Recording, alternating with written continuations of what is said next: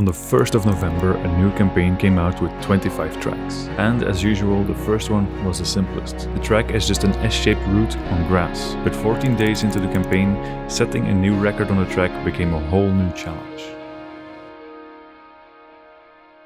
On the evening of the first day, Blabbit held the record.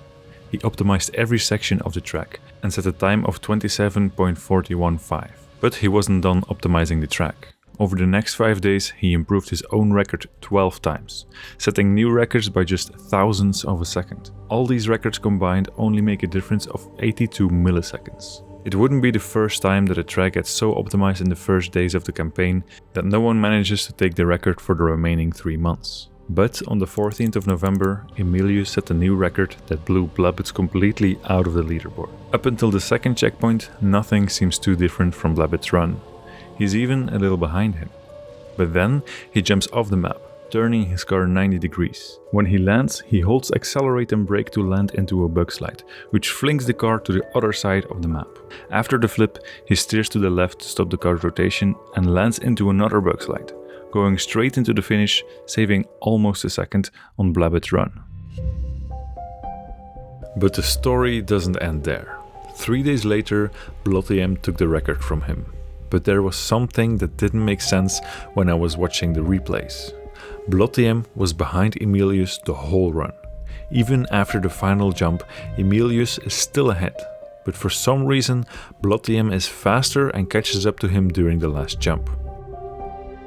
After watching the replays closely, I thought I had it figured out. I noticed these sparks coming from Emilius' car. This indicates that the car has crashed somewhere. Even though there is no visible contact, his car must have crashed on this booster block, which slowed him down enough so that Blotiem could catch up with him and take the record. At least that's what made sense until I was watching other records that were even faster despite also having these sparks. The difference is actually much simpler. Blotiem's car lands further ahead, touching less of the penalty grass. This lets him maintain more speed in the bug slide, so he can catch up to Emilius during the final jump. But the battle for the record on track 1 had just begun. 3 days after Blotiem's record, Corny took first place. Despite being behind Blotiem before the first bug slide, he got ahead by angling the car slightly more on the first jump, and he lands closer to the checkpoint. Then he got a near perfect slide to get a straight line to the finish. With a jump this long, it can make a big enough difference to set a new record. But just a few days later, Jascal TV beat Corny's record. It left me wondering how he was so much faster. Through the whole track, he was behind Corny. And even after the last jump, he is still behind. But then he flies into the finish, beating his time by 0.092 seconds. But why is he so much faster?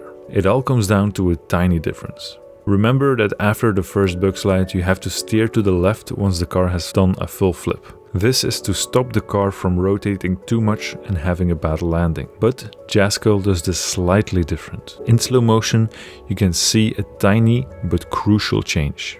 After the first bug slide, Jascal steers left to stop the car's rotation, just like everyone else. But for less than 0.05 seconds he stops steering entirely.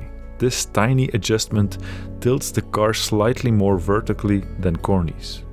When he lands, his car turns and balances on one front wheel while Corny slides on 2 wheels.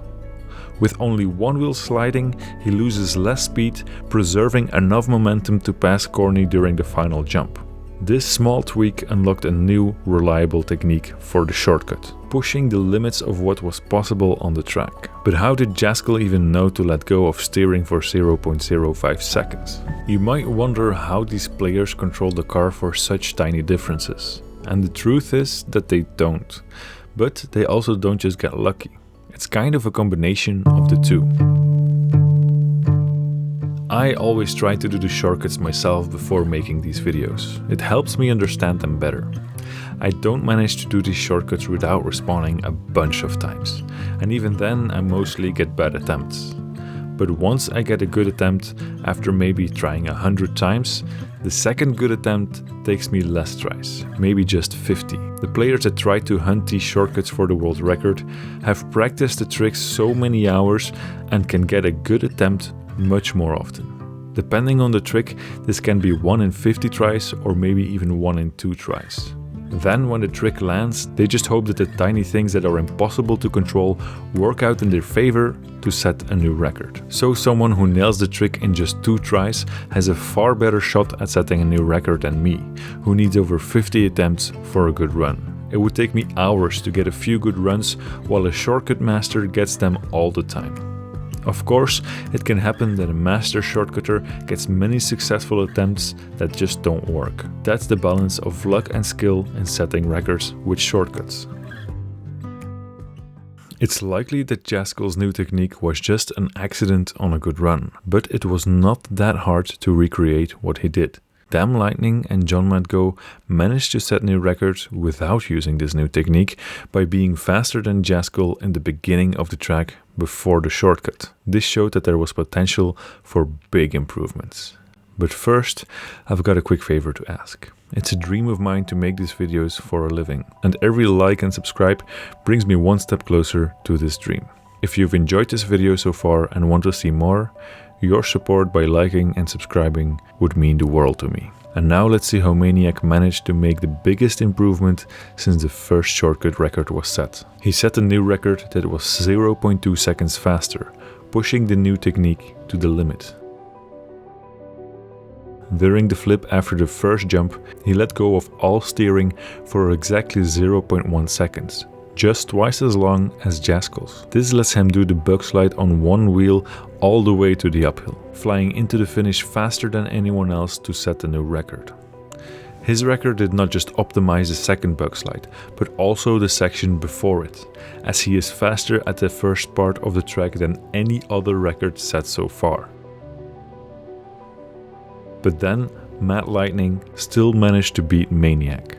On the first bug slide, he was able to aim the car on a trajectory that made him land very close to the checkpoint, and he let go of steering for a quarter of a second, making the car rotate just a bit more than Maniac's. This difference lets him get grip the moment he lands, while it takes Maniac 0.3 seconds after landing to get grip on the car. This way he preserves more speed as well. But he landed earlier on the penalty grass, which made his final jump barely faster than Maniac's. He actually slightly overturned in the bug slide and almost missed the finish. Luckily, he hit the car on this wall and knocked it into the finish to set a new record. But the suboptimal angle showed that there was just a little more potential to this track, and Phaeton Sass managed to find it. He starts the run off by turning on this booster. Because he entered the grass while sliding, he is slightly behind Maniac and Mad Lightning. But then he starts with an outside line, taking the long turn tighter and ends up equal to Maniac by the second checkpoint. Because he jumps off the track earlier, he also lands into the bug slide earlier and gets ahead of Maniac. Then he stops steering for 0.25 seconds and lands on the edge of the penalty grass, gets instant grip and bug slides on one wheel, turning perfectly to get a straight line to the finish. He is so fast that he nearly clipped the finish border and sets the final record with an improvement of 0.158 seconds. Thank you for watching the breakdown of the Fall 01 shortcut. As I said before, it's a dream of mine to make these videos full time, and with your support this might be possible. By liking and subscribing, you can help me make this childhood dream come true. I've also set up a Patreon. There I will post regular updates on how the channel and the creation of the videos are going. And hopefully I will see you soon.